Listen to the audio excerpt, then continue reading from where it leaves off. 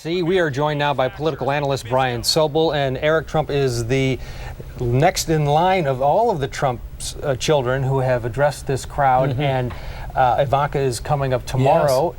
Yes. Pretty effective, is it, to bring the children out? Absolutely. I think they humanize Donald Trump, and so far, they're darn good speakers. They really are. They're impressive young men and women. Absolutely, and they're well rehearsed. They've obviously read the speeches. They oftentimes don't even have to look at the prompter. It's really well delivered. Now, the point of this convention was to unify the party after a very fractious primary season, and there's a number of prominent Republicans not there. Absolutely. Both past President Bush's, Mitt Romney, the last Republican contender.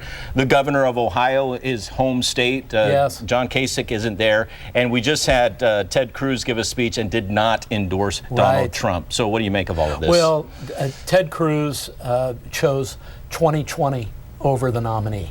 And we'll see whether that penalizes him down the road. You know, he's unconventional himself, and he doesn't quote unquote toe the line. I'm surprised about about not endorsing him, because that's the thing that people normally do, and taking a pass on that, I think he'll be roundly criticized among Republicans for that. But the bigger picture of the Republican Party as a whole, do you think they are unified behind Donald Trump? I think mostly, Ken. I think with Cruz not endorsing, you know, there were a lot of Cruz-bound delegates in there, people who came for Cruz. I don't think they're happy with Donald Trump. They're going along with it. They're at the convention. So I think they're coming out, or they will come out, and we got to look at tomorrow night. I think there'll be a lot of energy in the room tomorrow night, but probably not fully committed, but mostly committed. All right, Brian Sobel, our big one coming up. Mike Pence will be watching that together when he takes the stage. And KTVU political analyst Brian Sobel back with us. Who's your favorite on that short list? Well, I would preface it by saying whoever it is, they are going to have to introduce themselves to America. These are three people, possibly four. Elizabeth Warren might be the most well-known person in that kind of short list.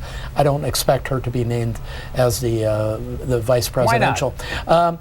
Because I think it's a huge risk to put two women out there when you're trying to elect the first woman president in the history of the United States.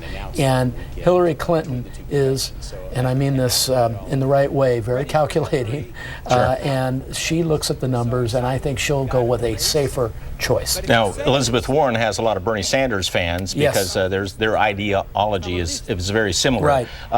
Tim Kaine, I just saw the headline. I didn't read the story that he's trying to propose deregulating big banks, which goes against everything that Elizabeth Warren and Bernie Sanders stand for. Right. But Kaine has the background, the experience, the bona fides that would make him a good vice presidential choice, because he understands the world and has worked in Congress for a lot of years. He might be somebody to watch. A safe choice. A safe choice. And is Virginia in play? Yes. Oh yeah. It's a purple state, pretty much, right? Right. And so picking him would be, I think, a good choice, a solid choice for her, and I think that's what she needs to do. That's what she will do. But does that work? Paul Ryan couldn't bring Wisconsin last time around. Does the vice president's home state really help bring that state? Not always, and I don't think that would be the reason why she would pick him. I think it'd be some other qualifications: his experience in Congress, his experience in Virginia, that sort of thing. I think would work to his advantage.